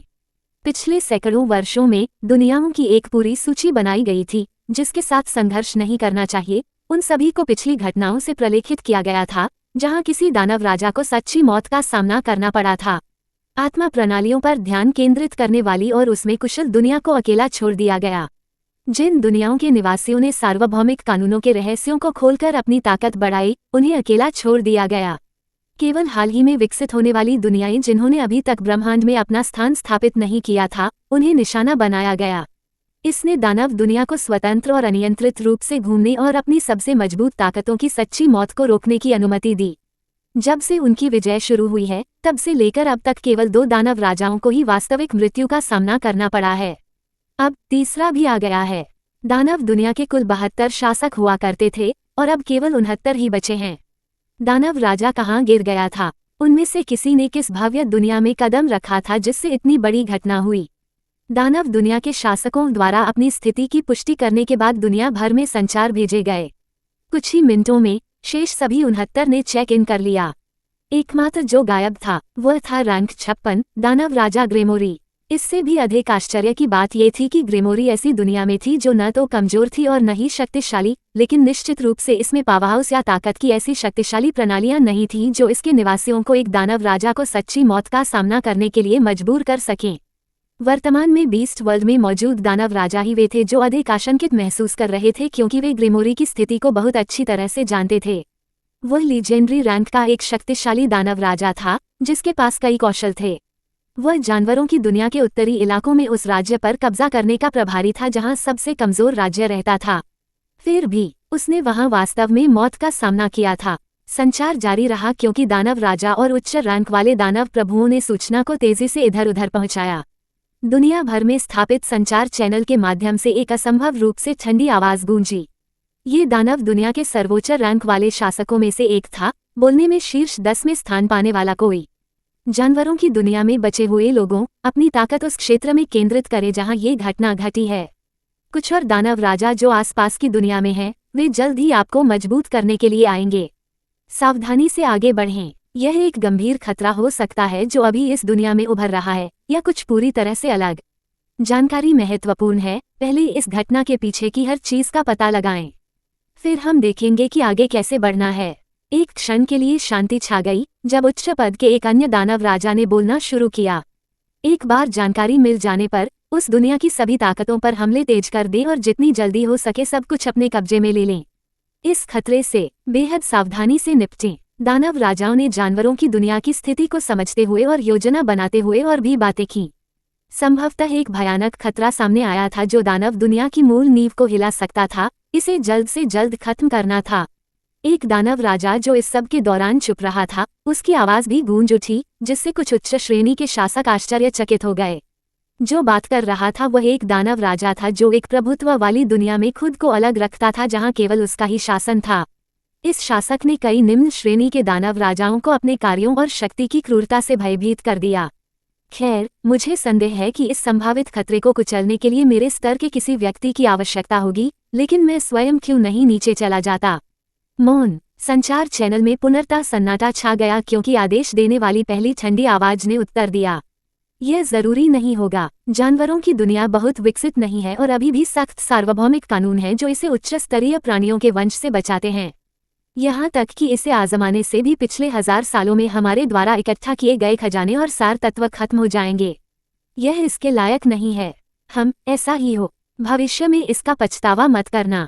ओरियास, तुम जाओ और उस जगह की टोल लो जहाँ ये घटना सबसे पहले घटी थी। तुम्हारा कौशल इसके लिए बिल्कुल उपयुक्त है। कुछ समय के लिए सन्नाटा छा गया क्योंकि दानव दुनिया के शासकों को लगा कि दूसरी तरफ एक कम प्राणी है। यह एक ऐसा दानव भगवान था जिसने निचले दर्जे के दानव राजाओं की हड्डियों में भय पैदा कर दिया था। यह एक दानव राजा था जिसने एक दुनिया पर कब्जा कर लिया और सेना बनाने के लिए उसके निवासियों का पूरी तरह से नरसंहार कर दिया। यह अराजकता का नेक्रोमेंसर था जिसने विध्वंसक की उपाधि प्राप्त की थी। रैंक 8 दानव भगवान बारबाटोस। अध्याय समाप्त। अब आगे अध्याय 118 तीव्र परिवर्तन। अगले सप्ताह कुछ घटनाओं के बाद जानवरों की दुनिया में ऐसी हलचलें देखी जा सकती थीं जिससे कई शक्तिशाली व्यक्ति आशंकित हो गए। कई तरह की दानव सेनाएं थीं जो भूतपूर्व ड्रैकोनिक साम्राज्य से फैलकर शेष 3 पौराणिक साम्राज्यों के विरुद्ध युद्ध कर रही थीं। कई दानव राजा इन शक्तिशाली साम्राज्यों के विरुद्ध अपनी सेना का नेतृत्व कर रहे थे, जिनके पास पौराणिक रैंक के शक्तिशाली लोग थे और कुछ पौराणिक रैंक उनके अग्रभाग में थे। इन शक्तिशाली लोगों ने पाया कि इन दिनों राक्षसों की सेनाएं अत्यधिक तीव्रता से इधर उधर घूम रही हैं, जिसके कारण उन्होंने अपनी सुरक्षा व्यवस्था कड़ी कर दी और उन्हें आश्चर्य हुआ कि अब वे क्या योजना बना रहे हैं। दानव राजाओं के सामने अपनी ही समस्याएं थीं, क्योंकि उन्हें अपनी स्थिति बनाए रखते हुए तथा जानवरों के हमलों से बचाव करते हुए शीघ्र ही अपनी टुकड़ियों को उत्तरी भूमि की ओर ले जाना था। एक और कारक जिस पर विचार करना एक समस्या बन गया था वह ये था कि वह कौन होगा जो उस स्थान पर जाएगा जहां उनमें से एक को सच्ची मौत का सामना करना पड़ेगा।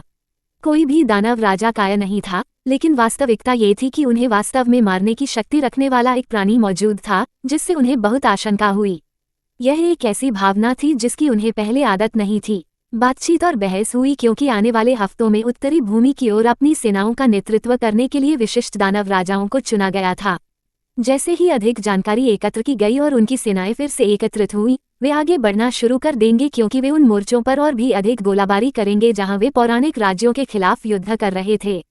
दानव राजा ओरियास सबसे पहले उत्तरी भूमि की ओर बढ़ेगा। उसका अनोखा कौशल उसे टोही करने के लिए आदर्श बनाता है। आगे बढ़ने पर जानकारी उनके लिए महत्वपूर्ण होगी। ड्रैकोनिक साम्राज्य के केंद्र में वासना के पाप 32वें स्थान पर दानव राजा असमोस एक भव्य महल के सिंहासन पर शांति से बैठा था। सिंहासन एक बड़े हॉल की ओर खुला था जहां मिनोटॉर, ओग्रेस और गुलाम ड्रैगन की पंक्तियां मौजूद थीं। असमोडियस ने अपनी आंखें बंद कर ली थीं और वह उग्रता से उस परम कौशल का इस्तेमाल कर रहा था जो उसे भविष्य की झलकियां प्रदान करता था, क्योंकि वह अब से आगे बढ़ने के सर्वोत्तम संभावित तरीकों की भविष्यवाणी करने की कोशिश कर रहा था। अपने परम कौशल के सामने कौन संभवतः उसके खिलाफ खड़ा हो सकता था। महल के बाहर एक भयानक उपस्थिति थी जो एक कर्तव्यनिष्ठ कुत्ते की तरह पहरा दे रही थी। पहरा देने वाला प्राणी एक विशालकाय बोन ड्रैगन था। बहुत से लोग अगर कोशिश भी करें तो इस आकृति को पहचान नहीं पाएंगे, लेकिन जो लोग करीब से जानते हैं वे इस बात की झलक देख सकते हैं कि यह प्राणी पहले कौन था। हालांकि अब वह ज्यादातर हड्डियों में सिमट चुका था, लेकिन उसकी ताकत उतनी ही दबंग लग रही थी। ये वह प्राणी था जो ड्रैकोनिक साम्राज्य का शासक हुआ करता था। अब वह उन आक्रमणकारियों के लिए कर्तव्यनिष्ठा से पहरा दे रहा था जिन्होंने उसकी जान ले ली और उसके लोगों को गुलाम बना लिया। राक्षसों का आतंक अभी तक जानवरों की दुनिया के प्राणियों के दिमाग तक नहीं पहुंचा था, क्योंकि वे अब गंभीरता से चलने लगे थे। योजक चिन्ह, योजक चिन्ह, योजक चिन्ह। 2 बर्फीले पहाड़ों के बीच हुए भयानक युद्ध को कुछ ही दिन बीते थे, जिसमें हजारों लोगों की जान चली गई थी। युद्ध के दौरान किसी समय दुष्ट राजा चांदी की रोशनी में दुश्मन के चंगुल से गायब हो गया था और रक्षा पंक्तियों के पीछे दिखाई दिया था जहां उसके सैनिक उसकी रक्षा करने के लिए उमड़ पड़े थे। वह फ्रोजन किंगडम की तरफ से लड़ने वाले कई घायल व्यक्तियों के साथ युद्ध के दौरान आसमान में दिखाई देने वाले संत से उपचार प्राप्त कर चुका था। उसके हाथों हजारों लोगों की जान बचाई गई थी, फिर भी कोई नहीं जानता था कि वह कहाँ है। जैसे ही शक्तिशाली जानवर युद्ध के मैदान से कुछ दूरी पर दानव राजा से भिड़ता रहा, संत सभी की आंखों से ओझल हो गया। ये गायब होने वाला एकमात्र जानवर नहीं था, क्योंकि बटालियन कमांडरों को मजबूत करने वाले महाकाव्य जानवर भी युद्ध समाप्त होते ही गायब हो गए थे। युद्ध के मैदान में दानव सेना को खत्म करने के लिए घूम रहे भयानक शव भी जल्द ही पहाड़ों की ओर भाग गए और अपने पीछे खून और लहूलुहान मैदान छोड़ गए, लेकिन एक भी लाश नजर नहीं आई। चाहे वे इंसान हो, जानवर या दानव, युद्ध के मैदान में एक भी लाश नहीं बची। इस तरह की शक्ति ने फ्रोजन किंगडम की सेनाओं में बहुत आशंका और श्रद्धा पैदा की, क्योंकि उनके मन में कई सवाल थे। इतने सारे लोगों की जान बचाने वाले संत की पहचान क्या थी? दानव राजा से भिड़ने वाला तलवार जानवर कहाँ से आया था? जब हिमीकृत राज्य में उपचार की प्रक्रिया चल रही थी, तो ऐसे कई प्रश्न थे जिनके उत्तर नहीं थे। युद्ध में दुष्ट राजा बुरी तरह घायल हो गया, जिसके परिणामस्वरूप संत से लगातार गिरती हुई उपचारात्मक रोशनी के बावजूद उसे अपना दाहिना हाथ खोना पड़ा। बहुत से लोगों को यह नहीं पता था कि युद्ध में उसे सबसे बड़ा नुकसान हुआ था, अपने पहले बेटे को खोना। युद्ध समाप्त होते ही राजा के आदेश पर बड़े राजकुमार को एक गुप्त स्थान पर कैद कर दिया गया। भरोसेमंद बटालियन कमांडरों ने कोई सवाल नहीं उठाया क्योंकि उन्होंने वही किया जो उन्हें बताया गया था। शक्तिशाली राजा ने अपना एक अंक खो दिया है और बहुत कुछ खो दिया है, क्योंकि अपने ही खून के लोगों की मूर्खता और विश्वासघात के सदमे ने उसे हताश कर दिया है। क्या वह इतना बुरा पिता था कि उसका अपना बेटा उनके द्वारा बनाई गई हर चीज को नष्ट करने की साजिश रचेगा? नहीं, कुछ और होना चाहिए था। राजा समय बीतने के साथ साथ घटनाओं के क्रम को समझने की कोशिश कर रहा था। ये दानव राजाओं का आतंक था, जहां भले ही उन्होंने युद्ध जीत लिया था, फिर भी उन्हें ऐसा महसूस होता था कि उन्होंने कुछ और खो दिया है। एक बिखरता हुआ परिवार जहां एक बेटा अपने ही पिता के खिलाफ काम करता है, ऐसा दृश्य और कौन बना सकता है? जैसे जैसे समस्याएं हल होती गईं, नई समस्याएं सामने आती गईं। वेलिन काउंटी और शैडो ड्यूकडम तक पहुंचने से पहले राक्षसों ने काउंटियों और ड्यूकडम पर बहुत नुकसान पहुंचाया था, जिसमें हम लोगों के कई खेत, गोदाम और घर नष्ट हो गए थे।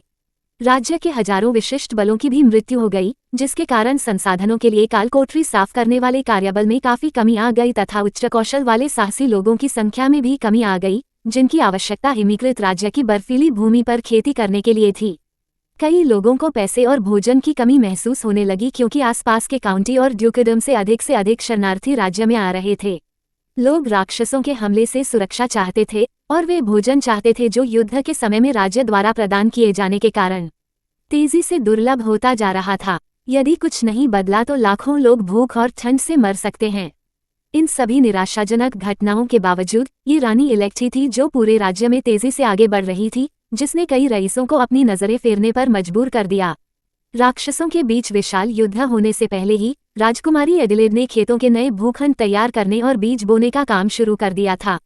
कई लोग सोच रहे थे कि राजकुमारी ऐसा क्यों कर रही है, क्योंकि अभी जो भी बोया जाता है उसे उगाने और कटाई के लिए तैयार होने में कई सप्ताह या महीने लग सकते हैं। यह विशेष रूप से उन जमीनों के लिए था जहां का वातावरण बहुत ठंडा था। बहुत से कुलीन लोग राज्य से उन पौराणिक पशु राज्यों की मदद के लिए संपर्क करने का आह्वान कर रहे थे, जिनके साथ उनके ज्यादा संबंध नहीं थे। उन्होंने उस शक्तिशाली जानवर की ओर इशारा किया जो उनके बचाव में आया था, क्योंकि युद्ध के इन समयों के दौरान पशु राज्य अपनी दुनिया के आक्रमणकारियों के खिलाफ जीवित रहने के लिए मनुष्यों के साथ मिलकर काम करने को ज्यादा स्वीकार कर रहे थे। पिछले कुछ दिनों से राज्य के लोग शोक में थे, इसलिए अनिश्चितता का माहौल था, साथ ही उन्हें बचाने वाले प्राणियों की शक्तिशाली ताकत से उम्मीद भी थी। दुष्ट राजा और जमे हुए राज्य के कई लोग हैरान थे। अब वे कहाँ थे? अध्याय समाप्त। अब आगे। अध्याय 119 लूट। मैं जमे हुए पठार आध्यात्मिक भूमि के केंद्र में था जब मैंने उन प्रचुर चीजों को देखा जो दानव राजा की मृत्यु से बाहर आई थीं। जैसे ही लाल बत्ती फीकी पड़ गई और लूट का सामान दानव राजा के विशाल शरीर के पास पहुंच गया, मैंने सब कुछ आध्यात्मिक भूमि के केंद्रीय क्षेत्र में स्थानांतरित कर दिया ताकि मैं बिना किसी रुकावट के उन सब की जांच कर सकूं। युद्ध समाप्त हो चुका था और मैंने जो पवित्र ब्लाइट भेजा था वह सफाई का अधिकांश काम संभालने में सक्षम था। उसके बाद के कुछ घंटे मैंने इस लंबी लड़ाई के पुरस्कारों को देखने में बिताए। ऐसी बहुत सी चीजें थीं जो आश्चर्यचकित करने वाली थीं, लेकिन सबसे पहले और सबसे महत्वपूर्ण थे कौशल। दानव राजा की हकी आपकी ताकत बाहर प्रदर्शित होती है और आपके सामने वालों पर जबरदस्त दबाव डालती है। स्मृति लूटने वाला अमूर्त में डुबकी लगाओ और अपने दुश्मनों और कुछ वस्तुओं की यादों को लूटो। प्राइमल कॉन्जुरा एक ही स्तर की दो प्राइमल आत्माओं को आपके पक्ष में बुलाया जाता है। वर्तमान में उपलब्ध आत्माएं ट्रोल, मैंटिकोर, दुल्हन। दो बिल्कुल नए लीजेंडरी कौशल और एक अद्वितीय कौशल जो एक ही दानव राजा से गिरा है। अद्वितीय कौशल को छोड़कर सिर्फ दो लीजेंडरी कौशल ने मुझे तुरंत और अधिक दानव राजाओं की तलाश करने के लिए प्रेरित किया। उनमें से दो बहुत ही सीधे सादे थे, लेकिन मेमोरी प्लंडर एक ऐसा था जिसने मुझे दोबारा सोचने पर मजबूर कर दिया, क्योंकि यह उन कौशलों में से एक था जो सामान्य आक्रामक या रक्षात्मक नहीं थे, बल्कि कुछ पूरी तरह से अलग थे। इस तरह के कौशल ने मुझे आमतौर पर सबसे बड़ा आश्चर्य दिया। इसके बाद कुछ नई चीजें सामने आईं जिनके बारे में मुझे पहले पता नहीं था। पावर ज्वेल X2 शक्तिशाली एबिस मैजिक का एक संक्षिप्त रूप। इस भयानक जादू से उन्हें भ्रष्ट करके कौशल की मारक क्षमता बढ़ाने के लिए इस्तेमाल किया जा सकता है। शासक का पदक 56 आपको दानव दुनिया के 56वें क्षेत्र में सर्वोच्च अधिकार प्रदान करता है। इन दो वस्तुओं को देखते हुए मैंने काफी देर तक विचार किया। शासक का पदक एक तारे के आकार का पदक था जो मेरे हाथों पर बहुत भारी था, और मुझे एक अकेले दानव राजा को हराने के बाद इस तरह की चीज मिलना चौंकाने वाला लगा। पावर ज्वेल ऐसी चीज थी जिसे मैं आसानी से समझ सकता था, क्योंकि मैं इससे पहले भी महाकाव्य भाड़े के सैनिक के साथ लड़ चुका था। तलवार संत अवतार पर भ्रष्ट टैग ने आखिरकार क्लिक किया क्योंकि मैंने रत्न का विवरण देखा। मैंने अपना विशाल पैनल खोला, ये देखने के लिए कि कौन से कौशल क्षति में वृद्धि के लिए बहुत अच्छे होंगे। यदि वे भ्रष्ट तलवार संत के अवतार की उपयोगिता के करीब आ सकते हैं, तो मेरे शस्त्रागार में बहुत अधिक शक्ति होगी। मैंने अभी तक दानव राजा से प्राप्त कोर को अवशोषित करना शुरू नहीं किया था, इसलिए मेरे गुण अभी भी वही थे।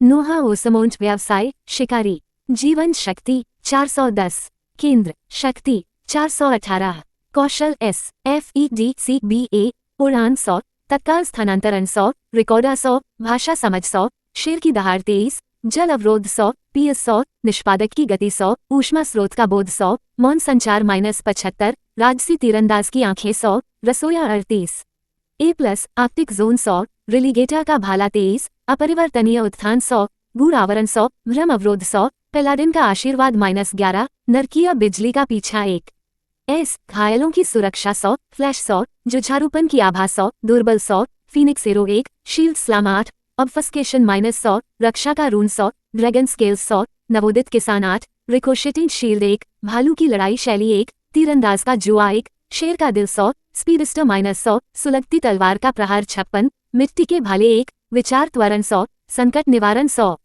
S जोड़ विनाश 100, महाकाव्य भ्रष्ट तलवार संत का अवतार 49, हिमशल -38, पूर्ण 035, अस्थि भाले -27, भालू सम्राट का फर 28, जीवन चोरी 16, टेलीपोर्ट -25, आर्टिक सांस 16, पौराणिक sigil of hegemony -12, demon kings हाकी -1, मेमोरी प्लंडरा 1, अद्वितीय आध्यात्मिक भूमि प्रबंधन आदिम जादूगर, उपकरण 3XB storage ring, A storage ring, S storage pouch, S wave suit, EPIC kingslayer, EPIC रट kings mask, EPIC prismatic guardian, EPIC enchanted charity, EPIC टाइग्राई रूट्स।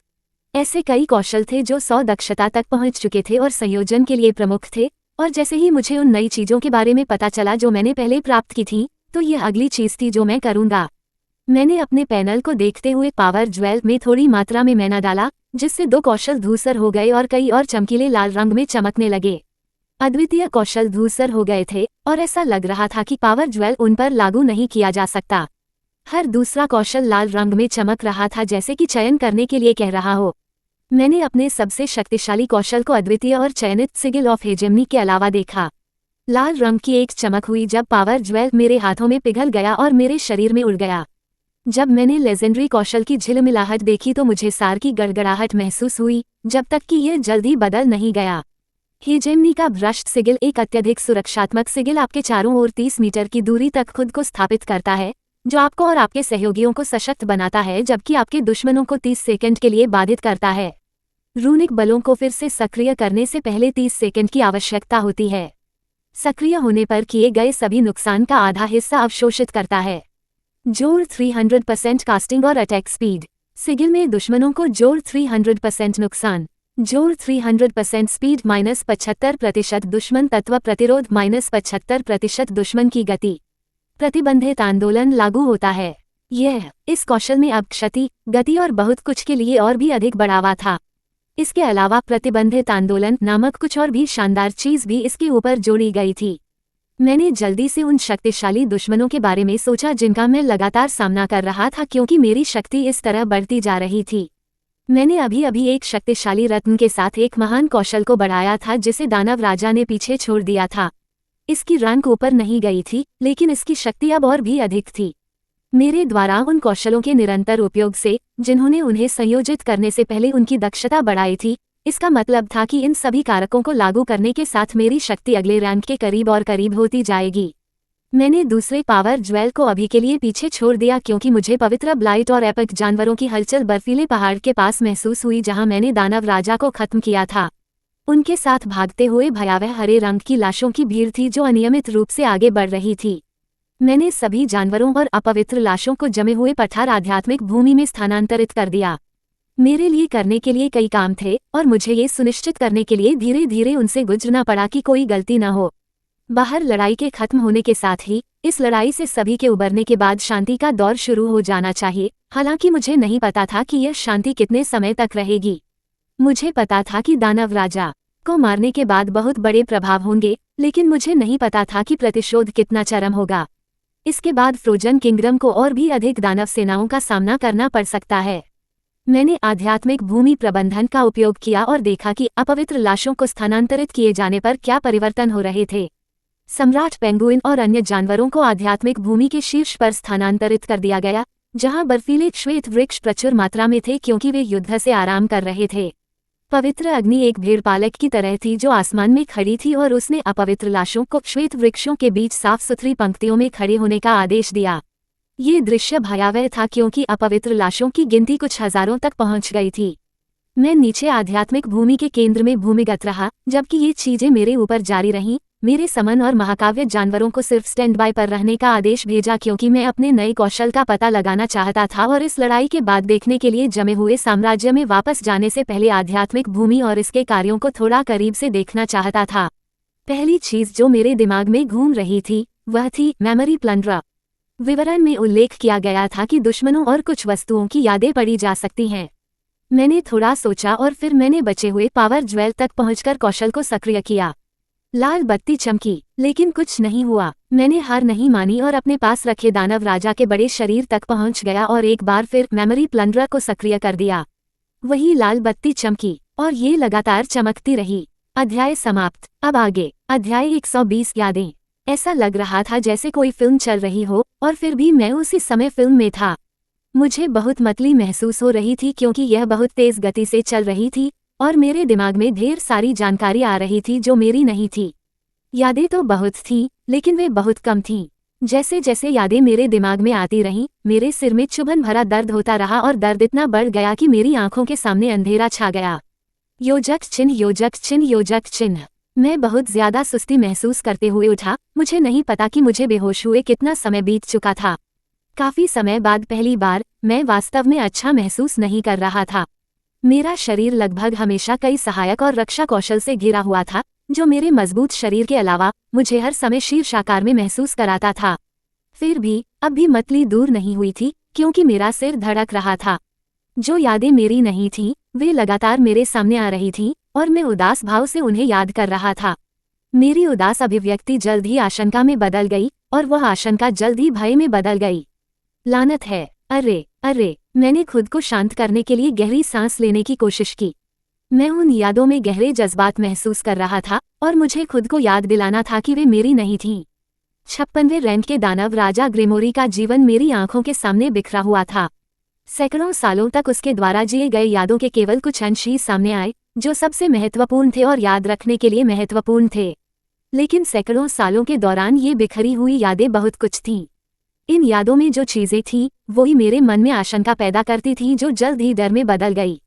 दानव राजाओं और दानव प्रभुओं की यादें, शक्तिशाली प्राणियों और भव्य दुनियाओं की, दानवों द्वारा किए गए नरसंहार और उत्पात की यादें, रहस्यों की, बहुत सारे रहस्यों की, जिन तक केवल ग्रेमोरी जैसी क्षमता वाले व्यक्ति की ही पहुंच थी। ...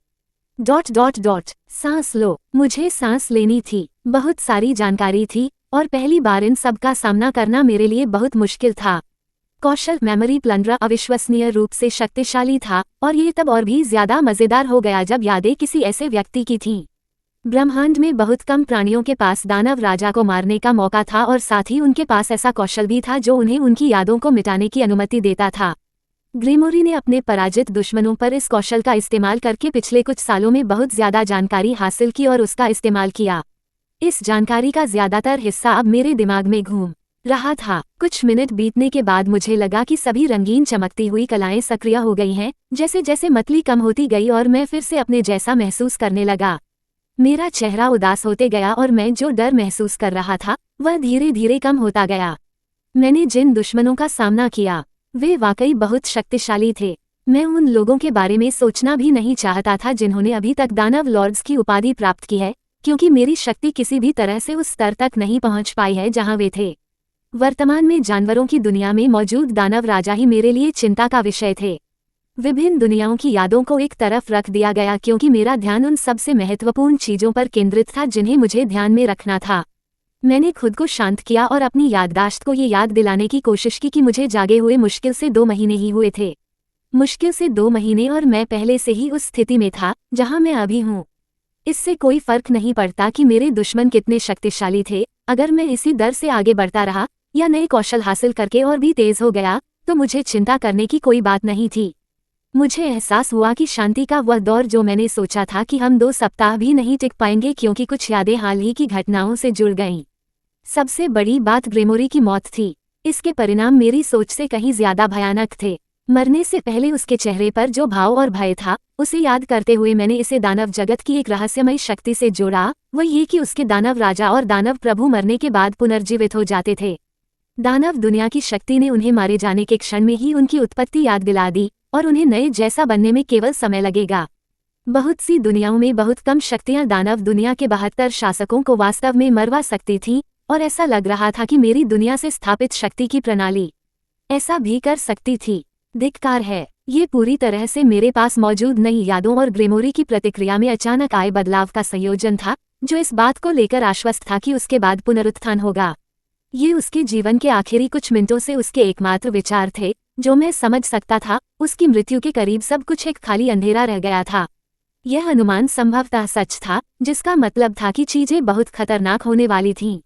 दानव दुनिया के एक और शासक ने सच्ची मौत का सामना किया था, और वह ब्रह्मांड के किसी कोने में विकासशील दुनिया में किसी अज्ञात व्यक्ति के हाथों में था। विचार त्वरण पूरी तरह से काम कर रहा था क्योंकि मैंने उन सभी यादों से सब कुछ संकलित किया जो सबसे तत्काल प्रभाव डाल सकती थीं। पहला था ड्रैकोनिक साम्राज्य में फैले दानव राजा, साथ ही आसपास के पौराणिक साम्राज्यों को निशाना बनाने वाले।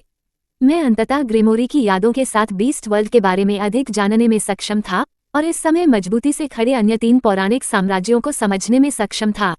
ड्रैकोनिक किंगडम के साथ जीत के बाद राक्षसों ने वास्तव में कोई और प्रगति नहीं की थी। अन्य राज्यों ने गठबंधन बनाए थे क्योंकि शक्तिशाली राज्यों को राक्षसों की प्रगति को रोकने के लिए आगे और पीछे भेजा गया था। न तो राक्षसों ने और न ही पौराणिक राज्यों ने ठंडे उत्तर में छोटे जमे हुए साम्राज्य पर बहुत अधिक ध्यान दिया, जिससे लड़ाई का खामियाजा यहाँ से दूर हो गया। ग्रेमोरी का आगमन और पारदर्शी लाल आकृति से मदद जो यहाँ की सेनाओं को मजबूत करने के लिए उत्तरी भूमि पर आई थी, केवल जारी युद्ध का एक कारण और प्रभाव था। लेकिन अब जबकि इस हालिया लड़ाई के कारण एक दानव राजा की मृत्यु हो गई है, तो उत्तर ध्यान का केंद्र बन जाएगा। मैंने अपने विचारों को व्यवस्थित करते हुए खुद को शांत रखना जारी रखा।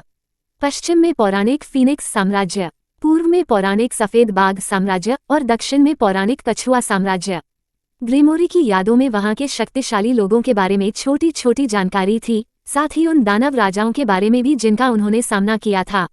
मुझे ये भी जानकारी मिली दानव राजा के बारे में जिसे हाल ही में खोजे गए छोटे संसारों में जानवरों की गुलाम सेना भेजने का काम सौंपा गया था। बेलियर नाम मेरे दिमाग में आया क्योंकि मुझे वह प्रत्यक्ष अपराधी मिल गया था जिसने मेरे ग्रहलोक में विनाश भेजा था। लेकिन अभी के लिए ये सब पीछे छोड़ देना था। सबसे महत्वपूर्ण बात ये थी कि दानव दुनिया के ये शक्तिशाली शासक अपने किसी सदस्य की सच्ची मृत्यु जैसी बड़ी घटना के प्रति कितनी तीव्र प्रतिक्रिया करेंगे। मुझे पूरी तरह से तैयार रहना था। जिन दुश्मनों का मैंने सामना किया, उनके बारे में सोचना वाकई भयानक था, लेकिन मेरी प्रगति की गति भी उतनी ही भयानक थी।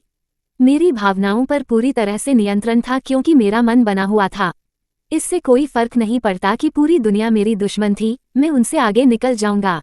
जहां तक किसी ऐसी चीज की बात है जो मेरी ताकत को तेजी से बढ़ा सके, तो इसके लिए कई तरीके थे। मेरे दिमाग में इतनी सारी जानकारी होने के कारण मुझे अपने दुश्मनों के मेरे पास आने का इंतजार करने की भी जरूरत नहीं थी। मैं उनके कई रहस्यों को जानता था। मुझे यकीन है कि उन्हें इस बात का अंदाजा भी नहीं होगा कि मैं उन्हें हासिल कर सकता हूँ। दानव राजाओं और दानव प्रभुओं के अद्वितीय और परम कौशल की यादें मेरे दिमाग में घूम गईं। जब मैंने अगली चीज देखी, वह थी जमे हुए पठार की आध्यात्मिक भूमि। आप वास्तव में क्या थे और मैं आपका सबसे अच्छा उपयोग कैसे कर सकता हूँ। अध्याय समाप्त। आज के लिए इतना ही।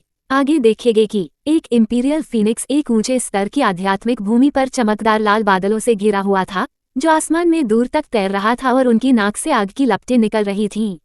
उसने इस खबर को दिलचस्प तरीके से सुना क्योंकि वह राक्षसों की हरकतों को देखती रही जो पिछले दिनों बहुत अधिक विवेकपूर्ण तरीके से काम कर रहे थे। आखिर तुमने ऐसा क्या किया कि वे इतने नाराज हो गए, मानव? पूरा देखने के लिए धन्यवाद।